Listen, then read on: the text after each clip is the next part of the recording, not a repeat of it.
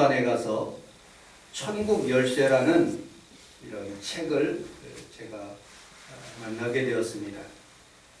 The Key of the Kingdom이라는 그런 책인데, 크론이라는 그런 분이 이것을 쓰게 되었습니다. 이분이 프란시스 치섬이라는 그런 신부님, 그분을 중심으로 해서 한 일생을 이렇게 쓴 그런 내용들입니다.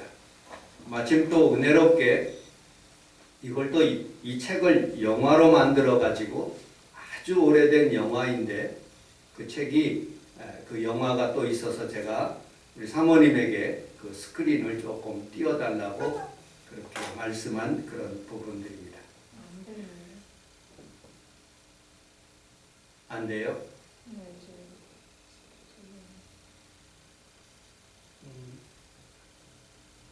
이 프란시스 치샴이라는 그런 사람이 아주 어렸을 때 어머니 밑에서 태어났는데, 아버님은 캐토릭 그 가정의 아버님이었고, 그 스코틀랜드라는, 영국의 스코틀랜드라는 지역에 그 장로교의 어머니 밑에서 이렇게 태어나게 되었습니다. 태어나가지고 삶을 살아가면서 많은 어려움들이 있었습니다. 그 대표적인 그런 어려움들이 있었는데, 그 동네마다 천주교, 구교하고 신교가 그렇게 전쟁을 오랫동안 하여서 동네마다 그렇게 불안하게 살고 있는 시절이 있었습니다. 그런데 이 취섬의 가정도 은혜롭게 하나님께서 이렇게 잘 보호해 주셨다가 어느 큰 사건을 맞이하게 됩니다. 그 사건의 내용은 아버님이 어느 일하러 가는 그런 과정 속에서 일을 마치고 돌아오는데, 그 장로교인인지 그래서 많은 심한 구타를 당하게 됩니다. 그때 어머님이 그 비 오는 과정에서 아버님을 모시고 오는 그 길 속에 그 다리에서 두 분이서 빠져서 죽게 됩니다. 그 모습을 보고서는 그 아들 치섬이라는 그런 아들이 많은 슬픔과 고통을 당하게 되죠. 그리고 그리고 고아로 살고 있는데, 아주머니의 도움으로 그 집에 양자로 들어오려고 하는 그런 일이 있었습니다. 그런데 들어오지 못하고 그 어머니 친척되는 부분에 그 집에 그렇게 가게 됩니다. 그 아버지 재산, 부모님의 재산들이 다 그쪽으로 가게 되고, 이 아이를 얼마나 학대하는지 공부도 안 시킵니다. 그리고 심한 매질도 하고, 그리고 탄광촌에 보내서 많은 일들을 하게 됩니다. 그리고 늑막염이 걸려가지고 움직일 수 없는 그런 상황 가운데 임하게 되지요. 그때 그 로라라는 그런 아주머니가 그를 병원으로 모시게 되고, 데리고 와서 그 치섬을 살려줍니다. 그리고 자기 집에 오게 되면서 그 로라라는 그런 딸과 같이 성장하게 됩니다. 그런데 이 치섬은 로라를 너무너무 사랑하게 돼요. 그리고 그는 커가면서 하나님의 은혜를 받아서 신부님이 되기를 작정하는데, 이 로라 때문에 되지를 못하는 거예요. 너무너무 사랑해요. 그런데 이 로라는 그 사랑하기는 하지만 동네 아이들과 같이 얼려 다니다가 임신을 하게 되는 거예요. 임신을 해서 그 아이가 출생하게 돼요. 그리고 결혼식을 자기가 원하는 그런 삶의 결혼식이 아니기 때문에 스스로 자살을 하게 됩니다. 그런 모습을 보면서 이 치섬은 나는 신부님이 돼야 되겠다 하는 그런 마음으로 신학교에 들어가요. 신학교 생활하면서도 이 강직함과 그리고 또 의리 넘치는 그런 삶을 살다 보니까 때때로 많은 그런 신학교 내에서 어려움을 당하게 되지요. 그럼에도 불구하고 방탕하고 있는 이 취성을 꼭 붙잡아 주었던 것은 신학교 신부님이었던 그 학장님이 그를 꼭 붙잡아 줍니다.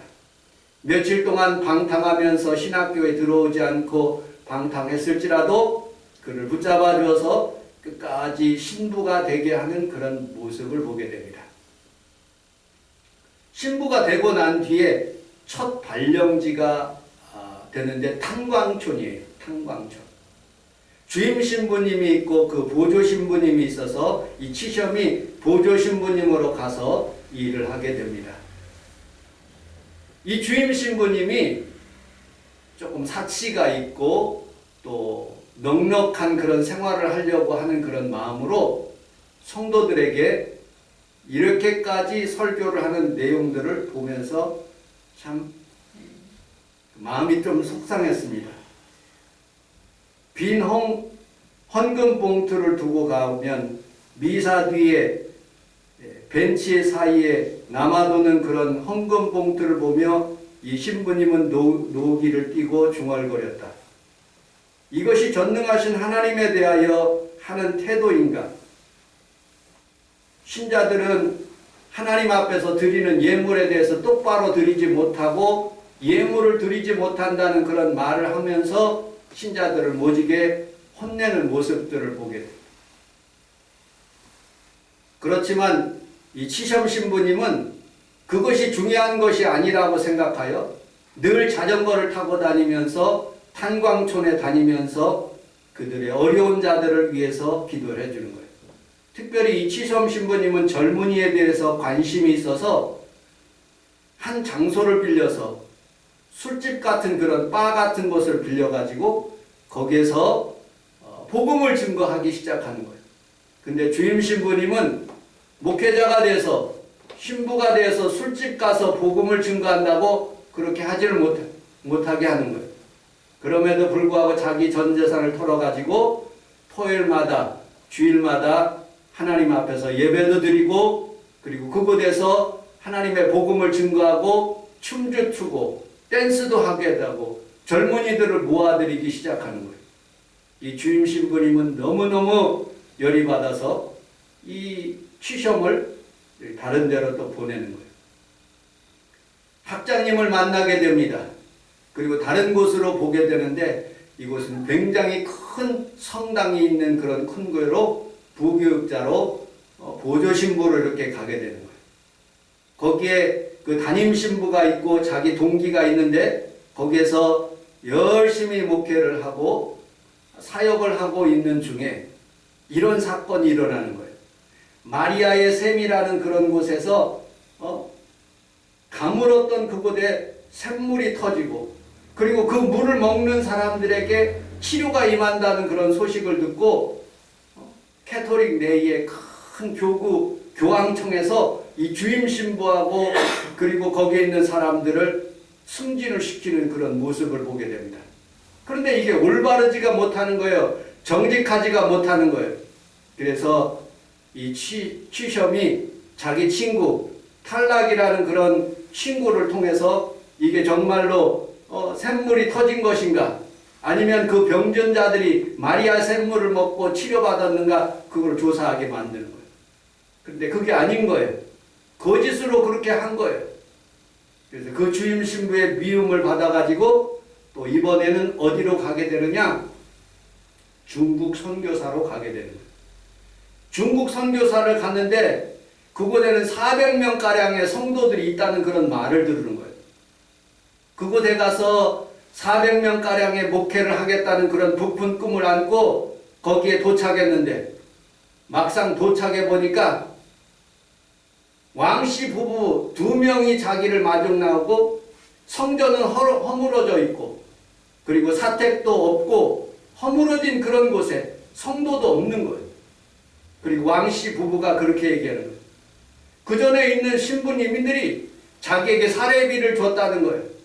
그리고 사례비를 통해서 세례받는 사람들이 많이 늘어나게 하심으로써 이 교회가 이렇게 컸다는 것을 본국에다 보내주니까 후원도 많이 왔다는 거예요. 거짓으로 그렇게 보고했다는 것을 알고 이 취겸 신부님은 당신에게 왕서방 부부에게 아무것도 도움이 없이 나 스스로 하겠다고 그렇게 마음에 결심하면서 천국 열쇠의 그런 내용들이 중간 부분에 그렇게 이르게 됩니다. 하나님의 말씀을 조금 더 설명을 하고 난 뒤에 이 뒷부분을 설명해 보도록 하겠습니다. 여러분, 오늘 본문에 있는 말씀으로 한번 다시 돌아오도록 하겠습니다. 본문 창세기서 20장에는 아브라함이라는 사람을 하나님께서 본토 친척 아비집을 떠나서 가나안 땅으로 들어오게 하십니다. 그 가나안 땅에 들어오는데 그랄 지방에 있는 왕이 아비멜렉이라는 그런 왕이 있습니다. 이 왕이기 때문에 상당히 부귀, 영광, 군사들도 있기 때문에 거기에서 거슬려 살 수가 없는 거예요. 근데 아브라함은 그렇게 생각하는 거예요. 이 왕 밑에서 살려면 내가 거짓말 좀 해야 되겠다. 어떻게? 우리 아내가 너무너무 예뻐. 그래서 이 아내를 누이라고 소개. 그런데 성경 20장 그 뒷절에 보면 여러분들과 같이 본문을 읽었는데 사실은 누이예요, 누이. 그런데 누이만 그렇게 얘기하고 그 뒷부분에, 앞부분에 있는 아내라는 단어를 얘기하지 않는 거예요. 아비멜렉이 생각할 때, 누이? 그러면 그 여자를 내가 취해도 되겠구나 하고서는 그 밤에 그 사라를 데리고 온 거예요. 그런데 하나님께서 그 꿈으로 이 아비멜렉에게 나타나셔서 만약에 네 사라 그 여자를 취하는 날에는 너와 내 백성들은 어려움을 당할 것이다 라고 하나님이 말씀하시는 거예요. 그 소식을 듣고 이 아비멜렉은 얼마나 놀랐는지 당장 그 아브라함을 부르는 거예요. 부르면서 오늘 본문에 있는 말씀을 하시는 거예요. 너 때문에 내가 죽을 수밖에 없었다. 내가 왜 그렇게 얘기를 했느냐 하고 아브라함에게 물었을 때 오늘 본문 11절을 이렇게 답변하고 있어요. 11절을 우리 같이 한번 읽어보도록 하겠습니다. 11절 시작. 아브라함이 이르되 이곳에서는 하나님을 두려워하니 내 아내로 하여금 사람들을 생각하였으리로다. 우리 함께 따라하겠습니다. 하나님을 두려움이 없으니 이곳에는 하나님을 두려워하는 사람이 없으니 내가 이렇게 거짓말을 했다라는 그런 표현이지요. 여러분들, 우리는 살아가면서 하나님을 두려워할 수 있는, 하나님을 경외하는 그런 성도들이 다 되시기를 주님의 이름으로 축복합니다. 아멘. 우리 함께 따라하겠습니다. 하나님을 두려워합시다. 하나님을 두려워합시다. 하나님을 경외합시다. 하나님을 경외합시다. 아멘. 여러분들, 경외라는, 두려움이라는 그런 단어의 한자어는, 두려움이라는 단어의 한자어는 경외예요. 공경하다. 외자라는 그런 단어의 한자를 보면 밭전자에다가 밑에다가 화자, 될 화자를 쓰는 거예요. 이 밭전자 원래 의미는 그 머리가 하나 있어요. 삐침 다음에 밭전자를 쓰는 거예요. 이 말의 뜻은 무슨 말이냐? 귀신이다 라는 그런 뜻이에요. 밭전자 위에다 이렇게 삐침 하나를 치면 귀신이다. 귀신이 된다라고 표현되고 있어요. 될 화자. 외자의 그런 어원적인 의미는 귀신이 된다. 그러니까 사람이 죽는 것을 가장 두렵게 생각하는 거예요. 중국 사람들은. 여러분들, 죽음보다도 더 두려움이 어디 있습니까? 여러분들, 지금 우리나라에 난리가 난 것은 수많은 사람들 156명이 죽었기 때문에 이렇게 나라에서 그렇게 난리가 나는 거예요. 죽지 않았으면 아무 문제가 생기지 않는 거예요.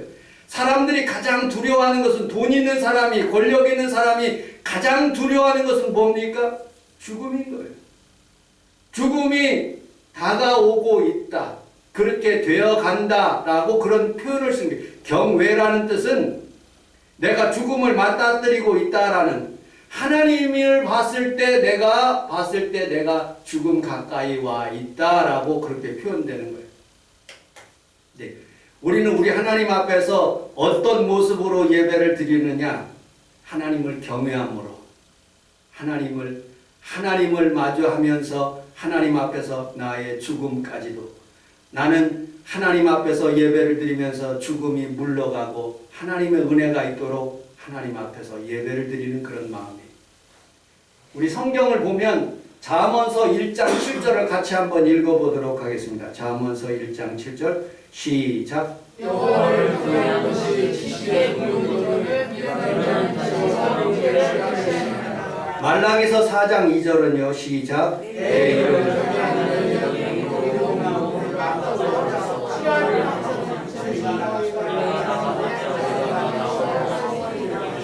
전도서 12장 13절을 같이 읽어보겠습니다. 시작. 일의 결국을 다 들었으니 하나님을 경외하고 그에게 보여줄 줄알아. 이것이 모든 사람의 본분이니라. 우리 함께 따라서 하겠습니다. 하나님을 경외하면 어린 자녀에게 지혜를 주시고 내가 지혜롭게 살아갈 수 있습니다. 하나님을 경외하면 치료하는 주의 광선을 발하여 주신대요. 하나님을 경외하면 모든 사람들이 하나님 앞에서 모든 명령을 지켜 하나님을 경외함으로 그의 본분을 알 수가 있다는 거예요. 우리는 살아가면서 하나님을 두려워할 수 있는 귀한 성도들이 다 되시기를 주님의 이름으로 축복합니다. 성경 출애굽기서 1장 15절을 같이 한번 읽어보도록 하겠습니다. 출애굽기서 1장 15절 16절 시작.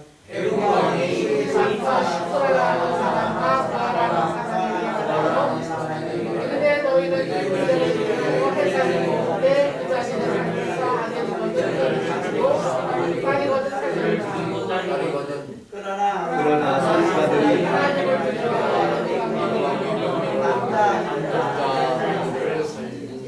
당시의 애굽 왕은 모든 권력을 초월하는 사람, 얼마나 크게 자기의 피라미드를 세우고 사람들을 그렇게 다스렸는지 몰라요. 권력을 가진 사람이, 왕의 말은 법이에요. 왕이 뭘 하라고 그러면 그대로 해야 돼. 십부하와 그 다음에 부하에게 그렇게 명령합니다. 히브리 사람들이 자녀를 낳으면 아들이면 죽이고 딸이면 살려라. 그게 법이에요. 그런데 십부하와 부하는 하나님을 경외해서요. 이 왕보다도, 살아있는 눈에 보이는 왕보다도 하나님을 경외하기 때문에 하나님의 말씀대로 아이를 살린 거예요. 남자아이를. 그 대표적인 아이가 바로 모세인 것이죠.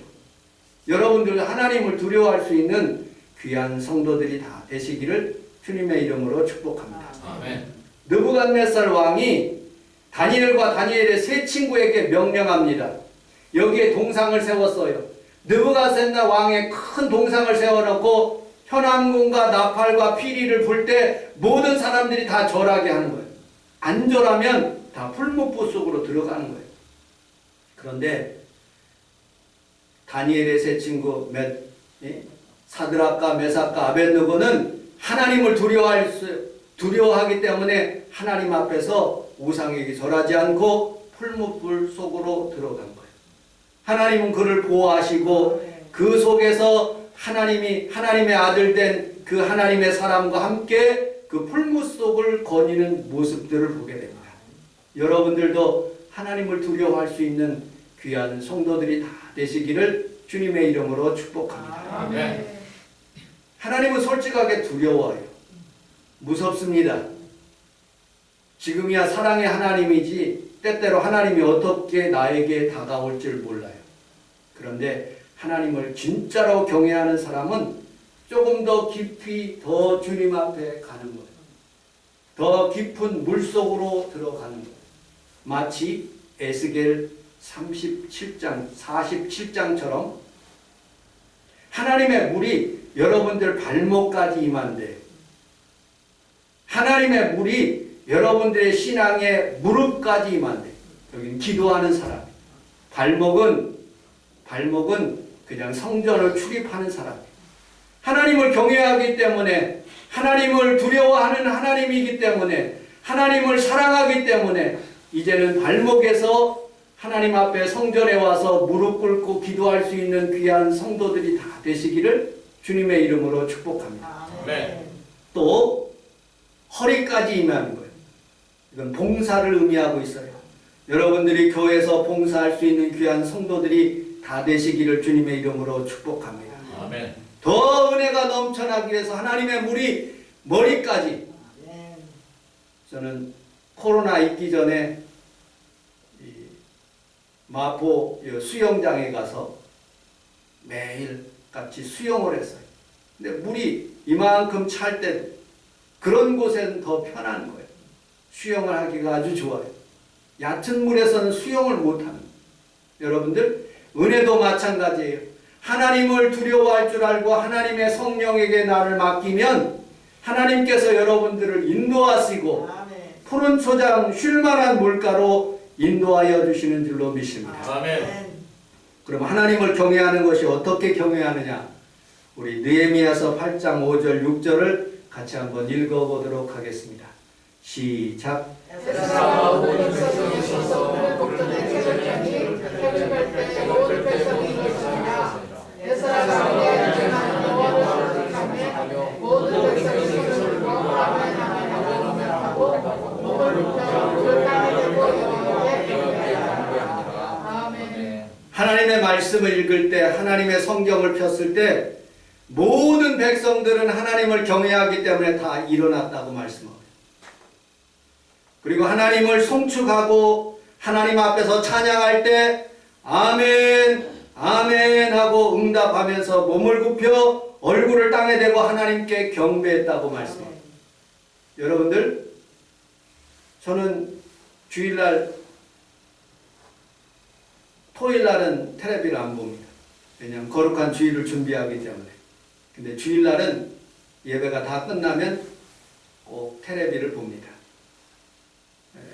무슨 텔레비를 보냐면 그 싱포 골드라는 그런 그 음악 하는 그런 텔레비를 꼭 봅니다.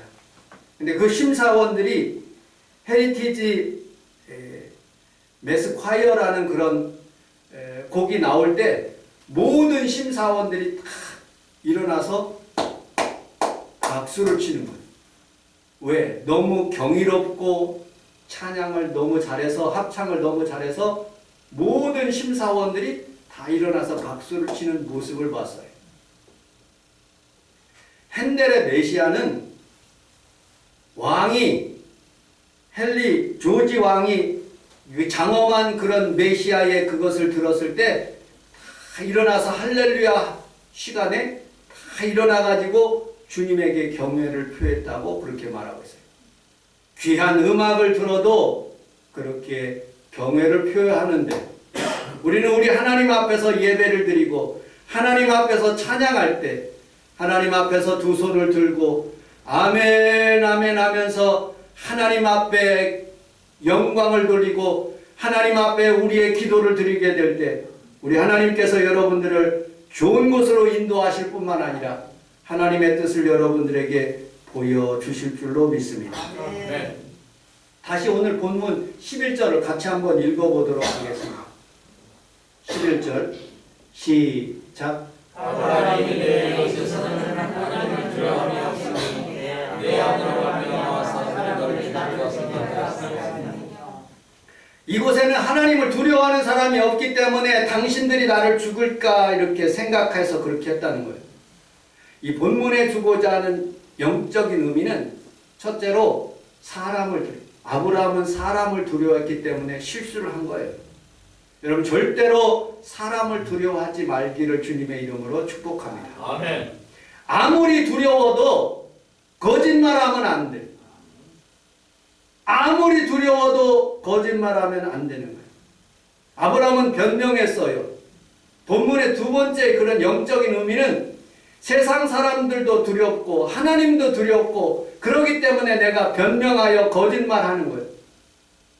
절대로 여러분들은 타협하지 말고 하나님을 두려워할 수 있는 귀한 성도들이 다 되시기를 주님의 이름으로 축복합니다. 아멘. 제가 이 설교를 준비하면서 제 마음에 큰 확신, 마음에 결심한 게 한 가지가 있어요. 어떤 일이 있어도 거짓말, 변명하지 않기로 이 설교를 준비하면서 마음에 결심했어요.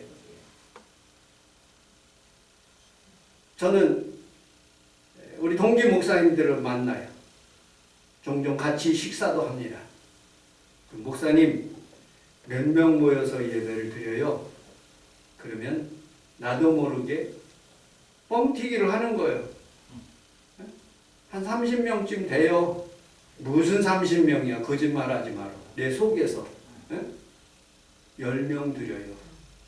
많이 모일 때는 우리 보경이나 우리 김예기 권사님이나 뭐 다른 분들이 오면 조금 15명, 17명 크게 드려도 그렇게 드릴 때 있지만 절대로 30명은 안 돼.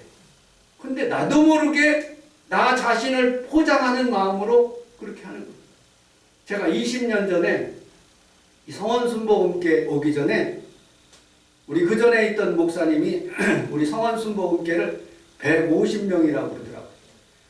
오기 전에 얼마나 꿈이 부풀었는지 몰라요.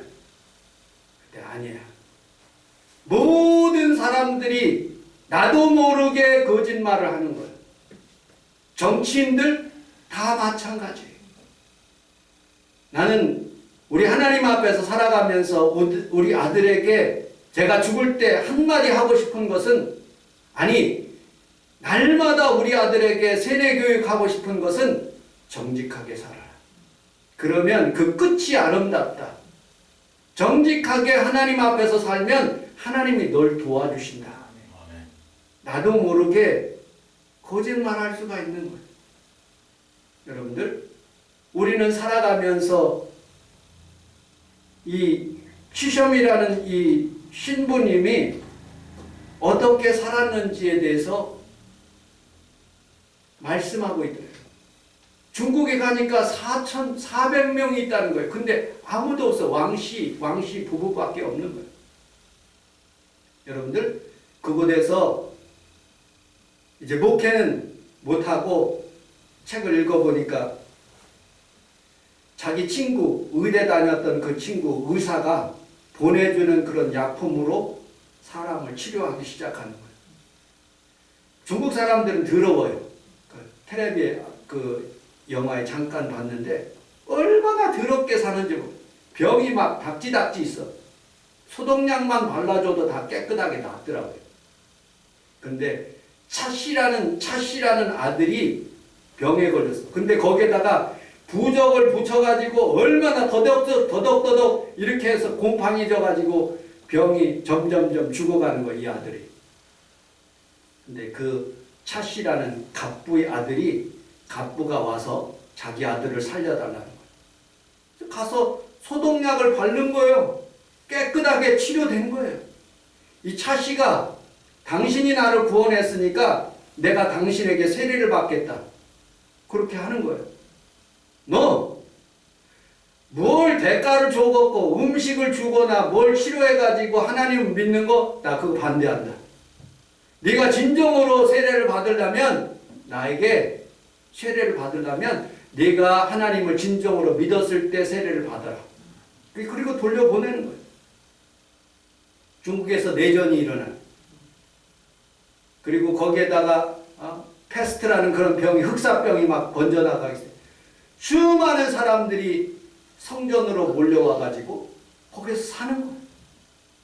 내전으로 고생하는 거예요. 그래도 성전을 버리지 않고 그 신부님이 잘 돌보는 거예요. 그런데 내전이 끝나고 미국에서 감리교의 선교사님이 그 앞에다가 큰 성전을 줘요. 여러분, 자기 나라에 있었을 때는 신교하고 구교가 그렇게 싸웠는데 그 앞에 찾아가는 거예요. 이 취셔 신부님이. 우리 신고 구구 싸우지 말고 잘 한번 지냅시다 하고 가는 거예요. 그 수녀님들이 반대를 해. 그렇게 하시면 안 됩니다. 정부에서 우리 그 교황청에서 그렇게 하면 안 된다고 그렇게 하면서도 불구하고 찾아가서 좋은 관계를 맺는 거예요. 그리고 자기 친구가 의사 다니는 그런 친구가 와가지고 거기에다가 치료를 하면서 고쳐주다가 병으로 죽어. 죽는데 얘는 예수님을 안 믿어.